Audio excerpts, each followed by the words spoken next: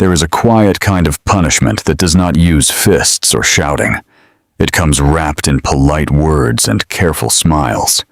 It signs papers, shakes hands, and calls cruelty discipline.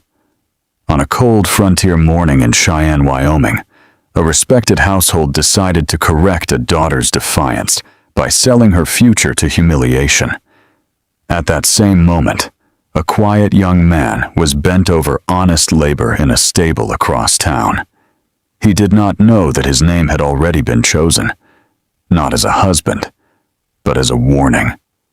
Neither of them knew that by nightfall, the punishment meant to break one of them would begin changing both of their lives forever. The Kelly household stood 2 blocks from the territorial courthouse, a large home built from cattle money and protected by reputation. Inside, the parlor smelled faintly of beeswax and polished wood. Carmen Kelly stood near the tall window.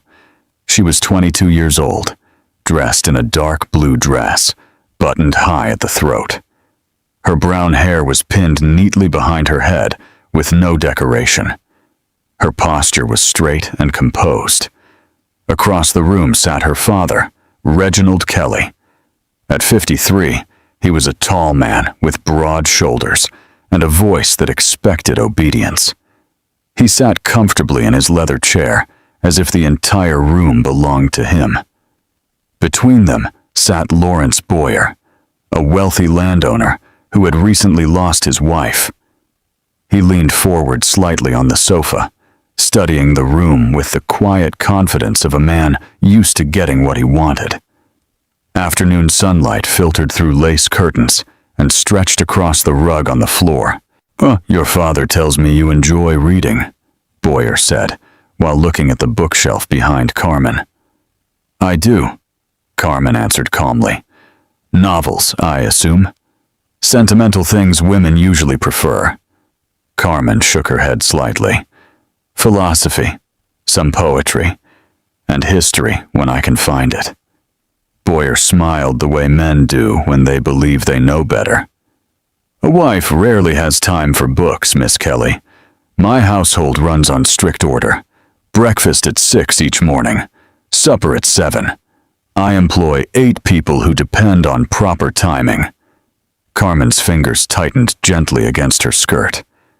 "And what schedule does conversation follow, Mr. Boyer?" The clock above the fireplace ticked loudly. Her father froze with his teacup halfway to his mouth. Boyer frowned slightly. "I'm not certain I follow." "You have been in this room for 23 minutes, Carmen said calmly. "You spoke with my father about cattle prices, railroads, and politics. You addressed me twice." She looked at him directly. "You asked a question and did not wait for my answer. Then you explained how your household operates. I was simply wondering when my thoughts might be invited into the arrangement." Silence filled the room. Her father slowly placed his teacup down. "Carmen," he said firmly, "apologize to Mr. Boyer immediately." She turned toward him. "For what exactly?" "For rudeness." "I asked a question." Boyer stood suddenly, his face flushed with irritation. "Reginald, I came here in good faith." "And you will have your answer," her father replied tightly. "Give us a moment." "Lawrence." Boyer grabbed his hat from the hallway and walked out without another word. The door closed behind him with controlled force. The sound echoed through the house. Reginald Kelly stood slowly and looked at his daughter. "Do you understand what you've done? I spoke plainly. You embarrassed this family in front of a respected man." Carmen met his gaze without fear. "He never once asked what I thought about anything." Her father's jaw tightened. "You will marry.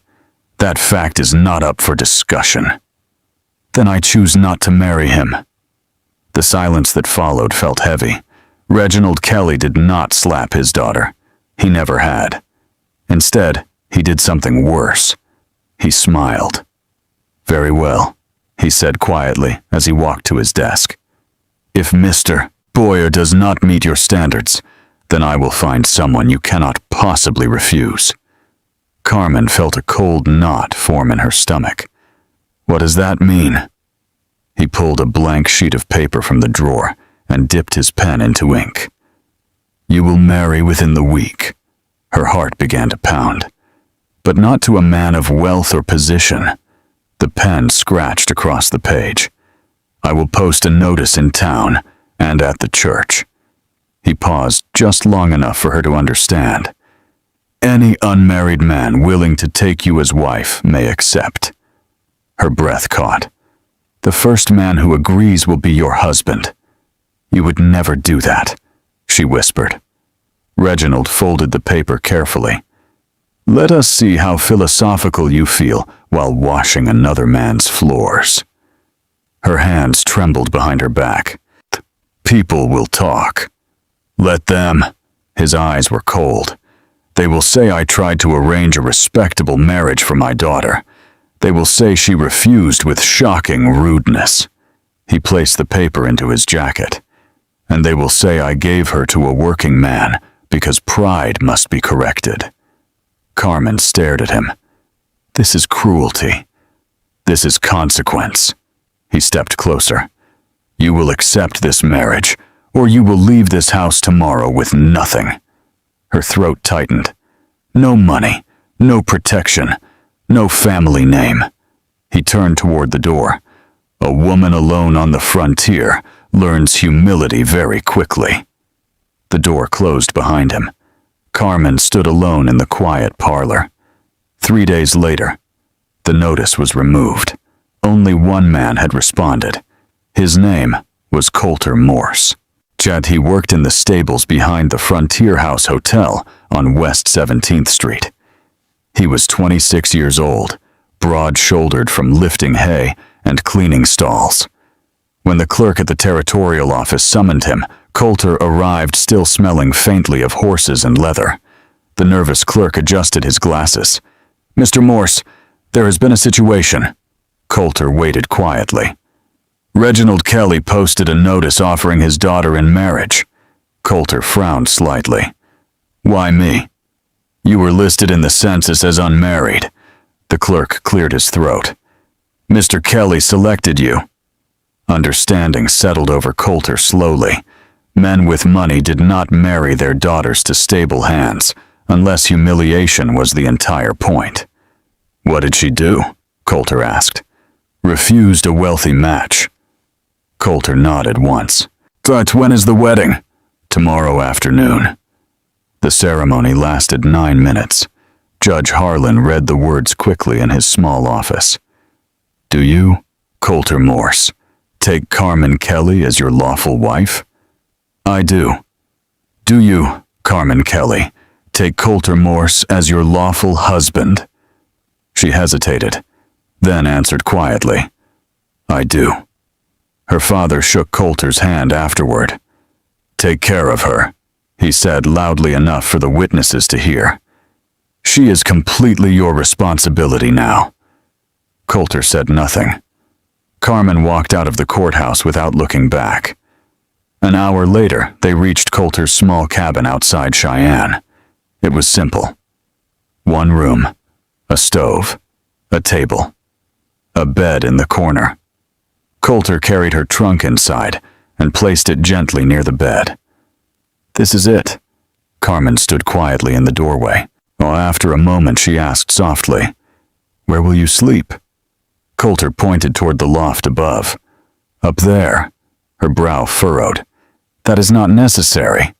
It is to me. She looked at him in confusion. We are married. Legally, he said calmly, but I am not taking anything that was forced. The words surprised her. Most men would not have said that. He picked up a blanket from the bed. Bed is yours. Then he climbed the ladder without waiting for another word. Carmen stood alone in the cabin. The quiet was different from the silence in her father's house. It was not cold, just unfamiliar. For the first time since the wedding, she felt something unexpected. Relief. And somewhere above her in the loft, Coulter lay awake staring at the ceiling, wondering why a woman who had every reason to hate him had looked at him with such quiet kindness, He did not understand it yet, but before long, he would begin asking her the same question every night. Why are you this sweet? And that question would change both of their lives. The first week of their marriage passed in quiet, careful distance. Coulter left before sunrise each morning.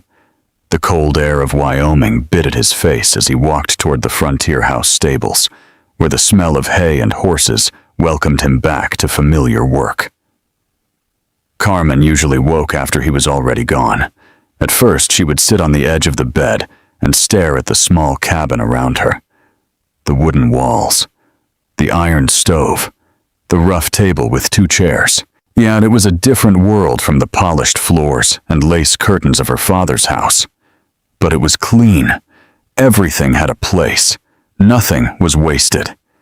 She began slowly learning the small rhythms of the cabin. The pump outside provided water, though it took effort to carry the bucket back inside. The stove required patience and practice. Too much wood, and the room filled with smoke. Too little, and the fire died. The first few meals she cooked were disasters. One evening she burned potatoes so badly that the smell filled the cabin for an hour. Another time the bread refused to rise and came out of the oven hard as stone. When Coulter returned that night, tired from work, he looked at the bread quietly. Then he picked up a knife and tried cutting a slice. The blade barely made a dent. Carmen felt her face heat with embarrassment. "You do not have to pretend," she said. "It is terrible." Coulter examined the loaf again. "I have seen worse." "You are lying." He shook his head. "My first bread was worse than this. The stable master tried using it to hammer a nail." Carmen looked at him in surprise. "You are joking." "Only slightly." For a moment she laughed. It was the first time since the wedding that real laughter filled the cabin. After that night, Coulter began quietly helping her learn. He never corrected her sharply. Instead, he showed her things slowly. How to adjust the stove damper, how long potatoes needed to cook, how much salt to add to broth. One evening, while she struggled again with the fire, he crouched beside the stove and adjusted the logs carefully. "Jeet, you have to listen to it," he said. "Listen to a stove?" "Yes." He tapped the iron gently. "It will tell you if it is angry." Carmen looked skeptical. "You are serious?" "Very." She stared at him for a moment before shaking her head. "You might be the strangest man I have ever met." "Probably." But the stove behaved better after that. Days passed, then weeks. Their life settled into quiet routines. Coulter worked long hours. Carmen kept the cabin in order. Supper was eaten together each evening at the small table.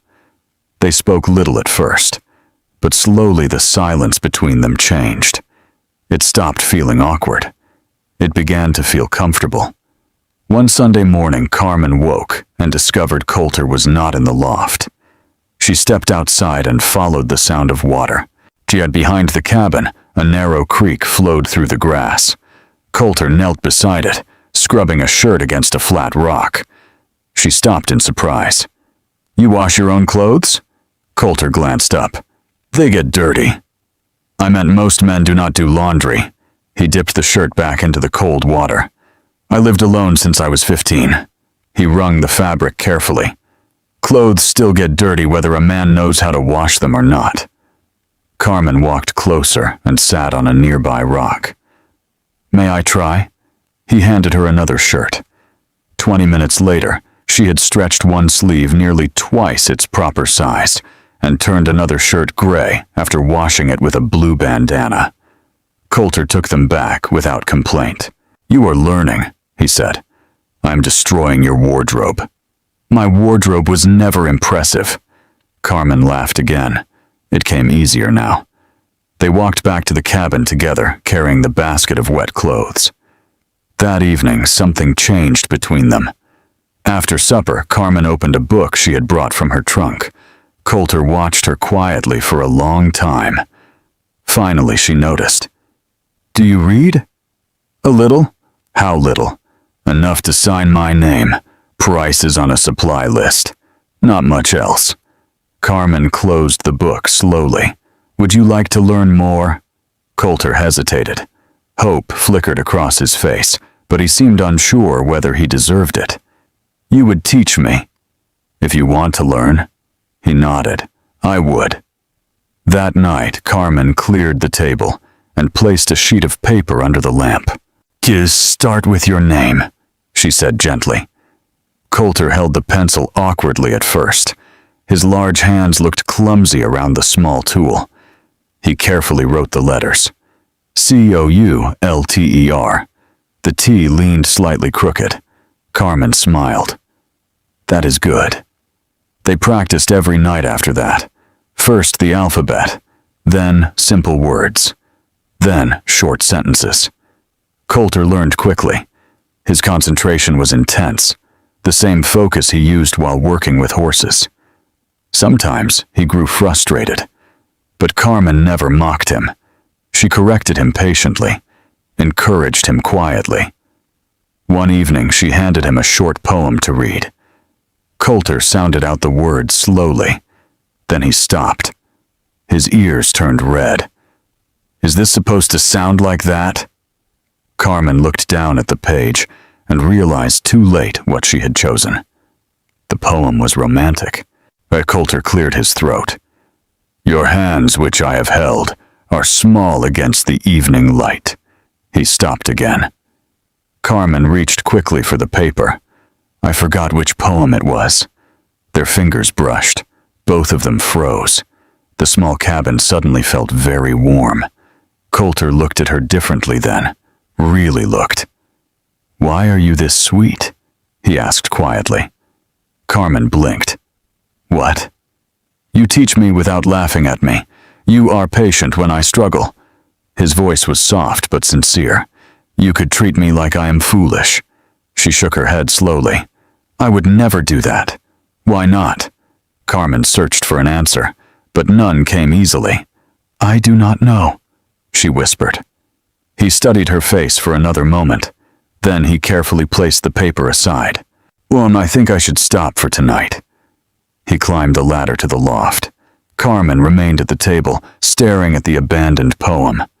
Neither of them slept well that night. After that evening, everything between them changed. Their glances lingered longer. Their conversations grew easier. Sometimes, their hands touched when passing plates at supper. Neither of them pulled away immediately. Winter arrived early that year. Heavy snow covered the land by late October. Work at the stable slowed. Travelers avoided the roads. Coulter's hours were reduced. His wages dropped from $12 a month to $7. Money became tight. Food had to stretch further. Carmen noticed something quickly. Coulter always served her first at supper. Her plate was always slightly fuller. His portions slowly grew smaller. You are not eaten enough, she told him one evening. I am fine. You are lying. He simply shook his head. But she could see the truth. His face grew thinner. Dark shadows appeared under his eyes. He worked long hours while giving her most of the food. Carmen began secretly reducing her own portions too. They both pretended not to notice what the other was doing. One cold afternoon, a traveling merchant named Patterson stopped by their cabin selling supplies. Carmen bought a small bag of cornmeal with the last coins she had saved. Patterson tipped his hat politely. Your husband is a fortunate man, Mrs. Morse. She smiled politely. Thank you. He is lucky to have a woman who can make a meal from so little. When Patterson left, Carmen went inside. Coulter stood by the stove. His expression was tight. Something wrong? She asked. No. But his voice sounded different. That evening he spoke very little. The next morning she stopped him before he could leave for work. What is bothering you? Nothing. Coulter. He looked away. Finally he said quietly, he called me lucky. You are lucky. That is not the point. He gestured around the small cabin. You deserve better than this. Understanding dawned on her slowly. You were jealous. He did not deny it. Carmen stepped closer. I do not want anyone else. You should. I do not. She reached for his hand. I think about you when I cook. I think about making sure you have enough to eat. Her voice softened. I think about how kind you are. Coulter stared at her. Something inside him finally broke. He pulled her close and kissed her. The kiss was sudden and full of everything they had both been holding back. When they finally separated, both of them were breathless. I love you, Coulter said quietly. Carmen's eyes filled with tears. I love you too, but he stepped back. I am still sleeping in the loft. She looked confused. Why? Because when we share a bed, he said softly. I want it to be because we both chose it. He touched her cheek gently, not because someone forced it. Carmen nodded slowly, and that night, as he climbed the ladder to the loft again, she realized something unexpected. What the punishment meant to break her had given her something far greater. A man who treated her with more respect than she had ever known. And every night before sleep, Coulter still found himself thinking about the same question. Why are you this sweet? 3 weeks after the snow began falling, Coulter asked her to marry him. Not because the law said they were husband and wife, but because he wanted it to be real. They were eating breakfast that morning, a small bowl of cornmeal mush shared between them with a little molasses on top. Coulter set his spoon down slowly. Carmen. Yes? I want to marry you. She smiled gently. We are already married. He shook his head. We signed papers in an office because your father forced it. He reached across the table and took her hand. Now that was not a choice. His blue eyes held hers. I want to stand somewhere and promise you everything, because I want to, because I love you. Her throat tightened. You already do that every day. Still, he said quietly, will you marry me again? Properly this time? Tears filled her eyes. Yes. Coulter smiled in a way she had never seen before. It transformed his whole face. 2 weeks later, they walked through the snow together toward Judge Harlan's small home. There were only a few people gathered inside, the stable master and his wife, the woman who owned the general store, a few neighbors. Even Patterson, the traveling merchant, had stopped by. Carmen wore a cream-colored dress she had sewn herself from an old piece of fabric. Her hair was pinned neatly with the silver combs her mother once gave her, but Coulter wore a new gray shirt he had saved money to buy. Judge Harlan stood by the fireplace holding his book. This marriage, he said warmly, is entered into freely. The word freely carried weight. Coulter never took his eyes off Carmen. Do you take Carmen as your wife? I do. Do you take Coulter as your husband? Carmen smiled through her tears. I do. Then by the authority vested in me, the judge said, I pronounce you husband and wife. This time when Coulter kissed her, everyone in the room clapped. Afterward, they shared cake and coffee while laughter filled the house. For the first time since the forced wedding, Carmen truly felt married. That night, the cabin felt different. Warmer. Full of quiet excitement. Coulter closed the door and turned toward her slowly. You are sure about this? I have never been more sure. He stepped toward her and kissed her gently, not with desperation this time, but with tenderness, with patience, with love. Later they lay together beneath the quilt, wrapped in warmth while the winter wind howled outside. Coulter brushed a strand of hair from her face. Why are you this sweet? He whispered. Carmen smiled softly. Because you make it easy. He pulled her closer. I love you. I love you too. Winter passed. Spring slowly returned to Wyoming. The snow melted. Grass began to grow again. And one morning Carmen told him the news. She was pregnant. Coulter froze with his fork halfway to his mouth. You are certain? She nodded with a shy smile. His chair scraped loudly as he stood, and then he wrapped his arms around her tightly.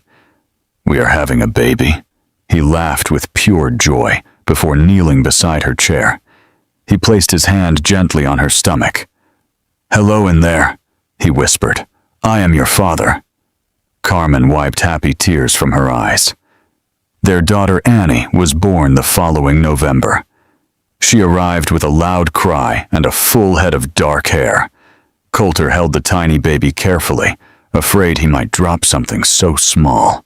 She is perfect, he whispered. Carmen smiled from the bed. What should we name her? Coulter looked at the child, then back at his wife. Annie. Carmen nodded softly. Annie Morse. Life changed quickly after that. The small cabin filled with the sound of a baby crying, laughing, and learning to walk. Coulter worked harder than ever. The stable owner noticed his honesty and dedication. Soon, Coulter became assistant manager. His pay increased. Food became easier to afford. Carmen planted a larger garden. Chickens wandered near the cabin. Meals improved. Their daughter grew strong and curious. 2 years later, another baby arrived, a boy named Evan. Where Annie was calm and thoughtful, Evan was loud and energetic from the moment he was born. The cabin filled with noise, toys scattered across the floor, little footsteps running through the rooms. Coulter loved every moment of it. One summer evening, years after the forced marriage, he and Carmen sat together on the small porch he had built beside the cabin. The sun was setting across the Wyoming plains. Golden light stretched across the fields. Do you ever think about how this started? Carmen asked softly. Sometimes. That my father tried to punish me. Coulter squeezed her hand gently. His plan failed. She laughed quietly. It certainly did. He tried to humble you by marrying you to a stable hand. Coulter looked at her with a smile. Instead, he gave you to me. She leaned against his shoulder. And you gave me everything. He kissed her forehead. We built it together. Inside the house, their children laughed while playing near the table. Coulter listened to their voices and felt something deep inside his chest. Gratitude. Years later, news arrived that Reginald Kelly had died. A letter came from the family lawyer. Carmen read it silently, then handed it to Coulter. How do you feel? He asked gently. She thought for a moment. I am sad. He never knew his grandchildren. She looked toward the house where Annie and Evan were playing. But I am not sad about the life we built. Coulter wrapped his arms around her. Neither am I. Time continued moving forward. Their stable business grew. Carmen began teaching children in town how to read. Their home filled with books. Their children grew tall and strong. And every night when the house grew quiet, Coulter still asked the same question. One evening they sat together under the stars outside their home. Carmen rested her head on his shoulder. Do you remember the first question you ever asked me? She said softly. Of course. He smiled. Why are you this sweet? Do you know the answer now? Coulter thought for a moment. Yes. He turned toward her. You are sweet because you choose kindness even when life is hard. He brushed his fingers gently along her cheek. You choose patience when anger would be easier. Her eyes filled with emotion. That is the kindest thing anyone has ever said to me. It is the truth. She leaned closer and kissed him softly. Then she whispered a question back to him. Why are you this sweet? Coulter laughed quietly. Because you taught me how. She shook her head. You were kind from the beginning. He pulled her closer beneath the wide Wyoming sky. Then we were both lucky. No, Carmen said gently. Not luck. She squeezed his hand. Choice. They had chosen each other every single day, and the punishment meant to break them had instead built something stronger than anyone could have imagined. Love, patient, stubborn, and chosen. Every day.